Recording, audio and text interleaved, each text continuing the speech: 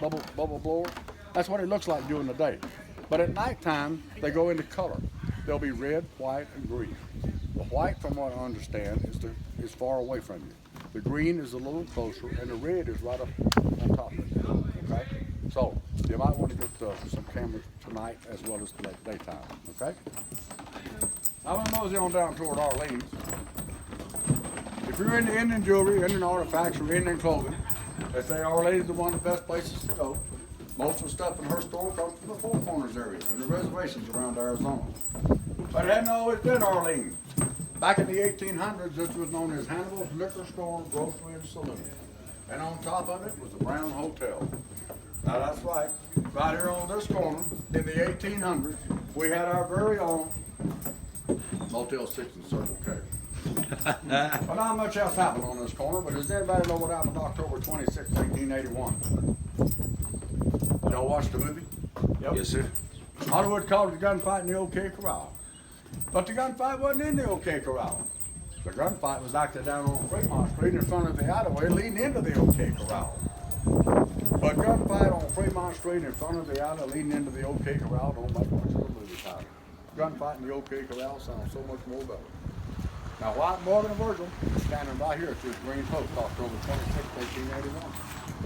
Doc Holliday was down there on Fremont Street, which at that time was a two-lane dirt road, not a freeway like y'all drove on. He's jumping up and down, hollering down and cussing. But you got to remember, supposedly Doc Holliday's dying of tuberculosis. So most likely, he was either drunk on liquor or he was high on opium. Well, now the Earth smoked him on up here to find out what all the commotion was about. He stomped off up here to the corner and said, "They've been knocking on my door all morning long down there Fly's boarding house. Cowboys in town, they're going to kill us. What the hell are we going to do about it?" Morgan Earp being the hothead of the Earp, so we just go down there and kill them all. But Virgil Earp was the elected official.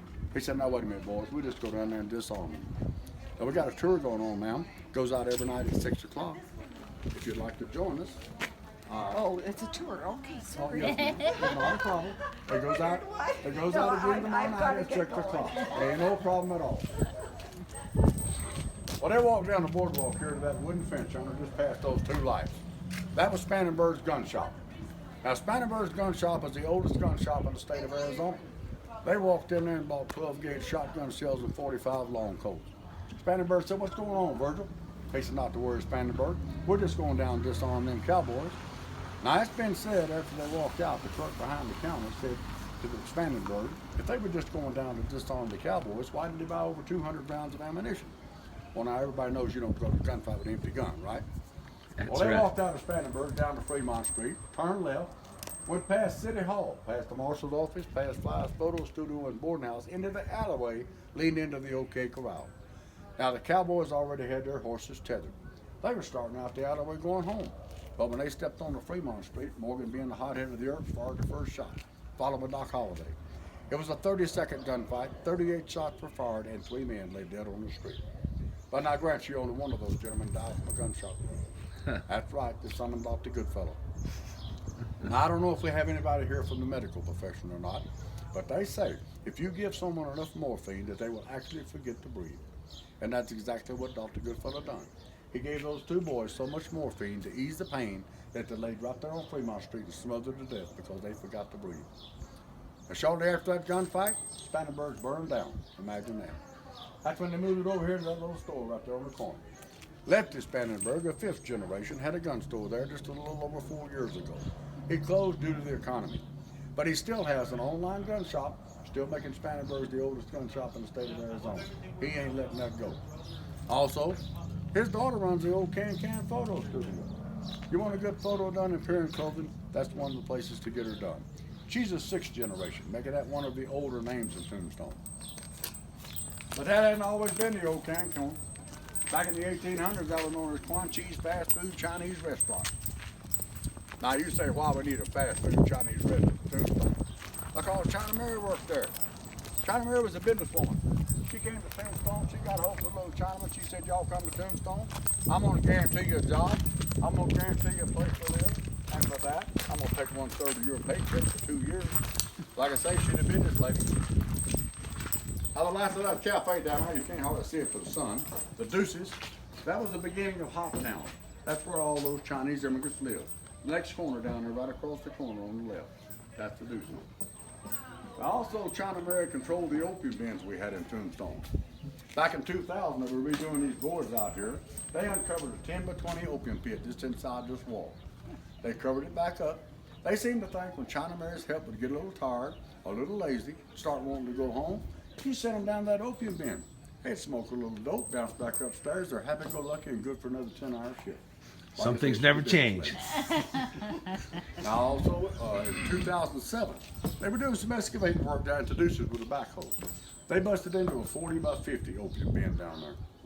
Now the neat thing about that one is on 3 walls it had dugouts that looked like bunk beds. Well, they seemed to think the Chinamen being smart like they were, they knew if you smoked enough of that dope, you was going to fall down. So they would lay you down. That way you smoke all the dope you wanted, they wouldn't have to pick you up. The paraphernalia from that opium bin is on display at our courthouse. That's our courthouse right over yonder with the crown on the top of it. You go down to 3rd Street, turn left, go down 1 block, it's on your right-hand side. A lot of folks go down there after dark. They take pictures over the wall of the old gallows, and they get a lot of the white and green orbs in the camera. So you may want to walk down to the courthouse tonight and take a few photos and see what you can come up with there. But also, China Mary controlled the licensed prostitutes we had in Tombstone. The Chinamen control that? Sir? You said the Chinamen control that? China Mary, because you control the prostitutes. China Mary, I'm sorry. Now, like I say, back in the 1800s, prostitution was legal. You had to have a license. Now, that's not to say we didn't have some unlicensed done on supplements like we do today, but the license worked for China Mary. Excuse me. You got to remember, everything that China Mary did in the 1800s was legal. Opium was legal. Human trafficking was legal. And prostitution was legal. Therefore, she was well respected by the community of Tombstone. When she passed away in 1916, there were 135 buggies rolled down Allen Street in her honor. Now, as you're going out of town the next few days, about 3/4 mile out on the right is Boo Hill. You stop there to pay respects to the cowboys. You're going to find that Quan Chi, China Mary, and 2 of her descendants are buried up in the main cemetery with the white folks. Now, folks, we were segregated back in the 1800s. We didn't allow the Irish to be buried with white people. But seeing that Quan Chi, China Mary, and 2 of her descendants were prominent citizens of Tombstone, they decided to bury them up in the main cemetery. They have a nice little grave with a fence around it. The rest of those Chinese immigrants are buried over the fence, off down the hill from the main cemetery.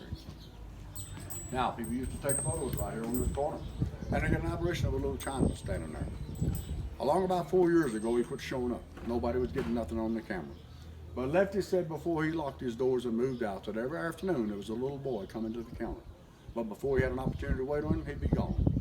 We seem to think that might have been the little Chinaman. Because after Lefty locked his doors and moved out, we started getting pictures of the little Chinaman on the boardwalk outside Lefty's door. He doesn't go in anymore, he just sort of hangs around the boardwalk. So you might want to take some photos on this boardwalk tonight, and also back up on this corner in case he decides to come back up here, okay?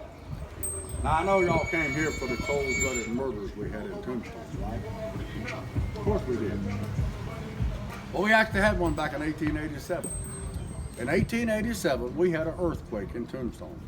It shifted the plates in the earth, and the San Pedro River went underground.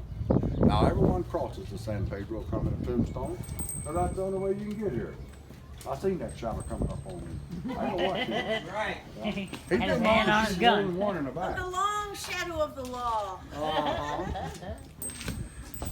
But that's that prior to that earthquake that was raised the river. They even shipped a little ore from Tombstone to Fairbanks by barge on that river. Now Colonel Green was down on the south side of Charleston Road on the San Pedro. He was building a big old hacienda cattle ranch. He noticed the river going dry. So he decides to build it down, turn that little bit of water onto his property and dig a big old hole, which we call a pond today, to have water for his cattle. Well, that's all well and good for Colonel Green. But now on the north side of Charleston Road, Jim Burnett also had a cattle ranch on the San Pedro. Now he didn't have no water at all. He told his little China worker, said, you know, I really wouldn't give a damn if somebody blew up that dam. Well, guess what happened the next day? Dam got blown up. Just to please the boss, the little Chinaman blew up the dam. But unbeknownst to them, when they blew up the dam, Colonel Green's daughter and her best friend were playing downstream. Colonel Green lost his 9-year-old daughter and her best friend the day they blew up that dam. Now, folks, in the 1800s, we did not call 911. We pretty well took care of things ourselves. And that's exactly what Colonel Green had on his mind. He came to town. He sat right down yonder in front of that ice cream parlor, which the lower part of that is an original structure from the 1800s. The upper part is an add-on. He sat there waiting on Jim Burnett, because he knew Jim would be coming to town sooner or later. Well, sure enough, old Jim came to town. He checked this horse over there in the OK Corral, was out here in the street engulfed in conversation. Folks, be careful here. There is a little bit of an incline. I don't want you tripping and falling and damaging my asphalt.